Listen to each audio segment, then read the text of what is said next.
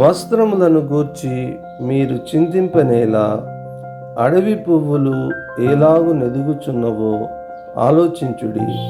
అవి కష్టపడవు, వడకవు. అయినను తన సమస్త వైభవముతో కూడిన సొలొమోను సహితము వీటిలో నొకదాని వలనైనను అలంకరింపబడలేదు. మత్తయి సువార్త 6వ అధ్యాయము 28-29 వచనములు. ప్రియమైన వారలారా, బాహ్య సంబంధమైన అలంకారము కాక ఆంతరంగిక అలంకారము అనేటువంటి సుగుణములు కలిగి ఉండాలని వాక్యము మనకు బోధించుచున్నది. దేవుడు మిమ్మలను దీవించునుగాక.